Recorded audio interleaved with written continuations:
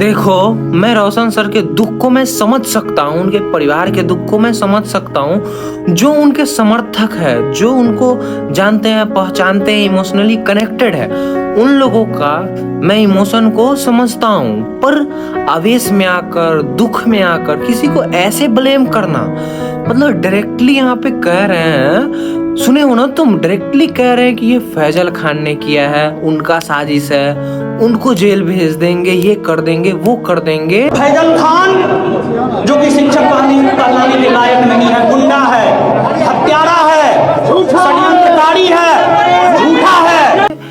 जबकि नेपाल के पुलिस ने वहां पे कंफर्मेशन दे दिया है कि ये एक आत्मातिक हत्या है, अकाल्पनिक हत्या है, मतलब अपने आप हुआ है। कुछ बीमारी थी, ये था, खाना पीना नहीं खा रहे थे, नींद नहीं, 3-4 दिन से नहीं सोए थे, नींद की गोली ले रहे थे, ऐसा कुछ दिया। उसके दोस्त ने भी यही सब बयान दिया है कि किसी ने मर्डर नहीं किया है, ये खुद से ही मर्डर, अपने आप मृत्यु हुई है। उसका दुख है, हमें पूरा सपोर्ट है हमारी तरफ से, मेरी तरफ से दुआ है। मैंने दुआ भी मांगा है कि उनके परिवार को इस विपत्ति से निकलने में सहायता प्रदान हो। बट किसी को डायरेक्ट ये ठहरा देना, दोषी ठहरा देना, जबकि पुलिस ने छानबीन भी किया। और यहाँ पर ये भी रोशन सर ने बोला है, सुने ही हो, कि फिर से पोस्टमार्टम होना चाहिए। सरकार से विनती की है, केंद्र सरकार, राज्य सरकार,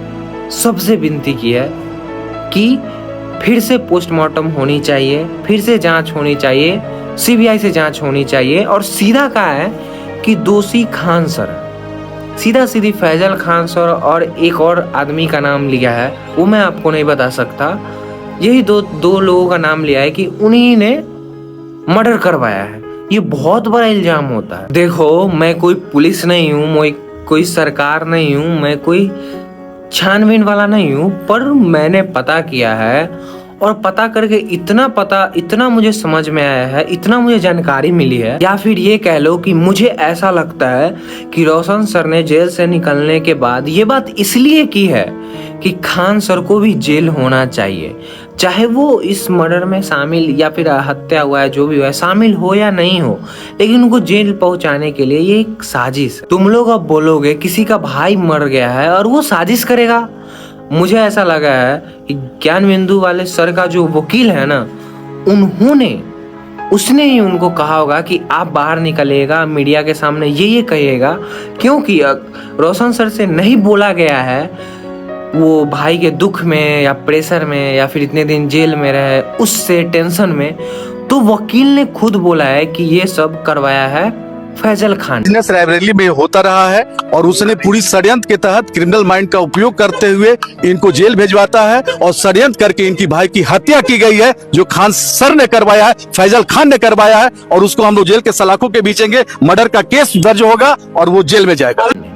फैजल खान ने करवाया है, सीधा सीधी पोस्टमार्टम होना चाहिए, ये होना चाहिए, वो होना चाहिए। जब उनसे नहीं बोला गया तो उसने खुद बोला है। तो ये सब सुनकर आप लोगों से इतना ही कहना है, किसी भी बात को सुनकर एक तरफ से दूसरे तरफ अपना मन को नहीं लाइए कि पहले आप सोच रहे थे खान सर सही है, ज्ञानबिंदु वाले सर सही है, अब आप कह रहे हो कि ज्ञानबिंदु वाले सर गलत है, खान सर सही है। इसी में उलझे हुए हो। मुझे पता है कि आप लोगों को भी लगता होगा, तुम लोगों को लगता होगा कि मुझे समझ में नहीं आ रहा है कौन सही है, लगता है ना ऐसा।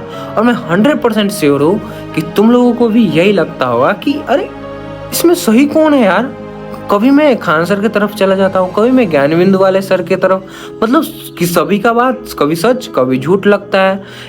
खान सर ने भी इस टॉपिक पे बात किया है कि आत्महत्या है, उससे मुझे बहुत तहे दिल से सहायता है, ये है वो है, जो भी उनको हो सकता था वो वीडियो जाकर आप देख लेना, उनके चैनल पे अपलोड हुआ है। बट मेरा कहना यहाँ पे ये है कि आप ऐसे ही किसी को जेल पहुंचाने के लिए आप गलत नहीं बोल सकते। मैंने माना, अब तुम लोग का सवाल यही होगा ना, मुझे पता है कि खान सर ने भी तो झूठ बोला है कि 10 फायरिंग फायरिंग हुई है, मानते हो ना? तो हाँ, मैं मानता हूँ कि खान सर ने भी झूठ बोला है, पर फायरिंग तो हुई है गोली की, चाहे इधर से हो या उधर से, फायरिंग तो हुई है। मैं ये नहीं कह रहा कि खान सर यहाँ पे सही है, मैं ये भी नहीं कह रहा कि ज्ञानबिंदु वाले सर सही है। ये पुलिस ने कंफर्म किया है, नेपाल पुलिस ने, कि क्या हुआ है उनके साथ। उसके जो दोस्त उनके साथ थे नेपाल में, उसने खुद कबूला है उन लोगों ने कि नहीं ये मर्डर वगैरह नहीं है, ये सब हुआ है असमासक मौत है, नहीं सोने की वजह से, बीमारी था पहले से, इस वजह से हुआ है, टेंशन की वजह से हुआ है। तो इसमें आप लोग ऐसा नहीं होना चाहना चाहिए कि तुरंत में किसी का बयान सुने, तुरंत में किसी के सपोर्ट में आ गया, तुरंत में किसी के सपोर्ट में आ गए। तो मुझे ऐसा लग रहा था कि कहानी मेन खत्म है इस लड़ाई झगड़ा का, लेकिन मुझे ऐसा लग रहा है कहानी अब शुरू हुआ है असली का। अब आगे देखिए क्या क्या होता है आगे, ये नहीं पता है मुझे कि खान सर जेल जाएंगे या नहीं जाएंगे, क्या होगा उनके साथ। लेकिन जो पुलिस का रिपोर्ट आया है ना, उससे लग रहा है कि खान सर जेल नहीं जाने वाले हैं। हाँ, ज्ञानबंधु वाले सर ने अप्रोच किया है, सरकार से कहा है कि फिर से पोस्टमार्टम होना चाहिए, जांच होना चाहिए कि इसकी असली सच्चाई क्या है, ठीक है। और ये मैंने बोला ना, ये सभी सिखाया हुआ है वकील का। वकील तो खुद ही कह रहा है कि ऐसा ऐसा ऐसा करना चाहिए, सीधा डायरेक्ट यहाँ पे अथी है कि खान सर ने मर्डर करवाया, डायरेक्ट बोला है वकील, डायरेक्ट बोला है। तो इसमें आप लोगों को क्या लगता है, क्या सच्चाई है? और हाँ, एक बात और, ये जो सब चल रहा है ना इसके बीच, जो मर्डर हुआ है, तो ज्ञानबिंदु वाले सर ने यही कहा, जब मैं जेल से बाहर था तब मेरे भाई की मौत क्यों नहीं हुई, और जब मैं जेल में हूँ तभी मेरे भाई की मौत क्यों नहीं। ये मौत नहीं, ये मर्डर है, ये मर्डर हुआ है। तो ये बयान सबसे मुझे ठोस लगा। और इसमें मैं बताऊँ, इस पूरे मामले में मुझे ना, जैसे आप लोगों को ये समझ में नहीं आ रहा है कि कौन सही है कौन गलत है, मुझे समझ में आ रहा है कि कौन सही है कौन गलत है, पर मैं आपको अभी बता नहीं सकता हूँ कि कौन इसमें सही है कौन गलत है, क्योंकि जब तक सही से जांच फाइनल रिपोर्ट नहीं आ जाता, वो दूसरे देश का पुलिस है, उसने जांच किया, ठीक है। यहाँ पे बिहार पुलिस अपने देश का पुलिस जांच करेगी, उससे पहले मैं कुछ नहीं बता सकता आपको, मतलब मैं बोल नहीं सकता, गलत हो सकता है कुछ।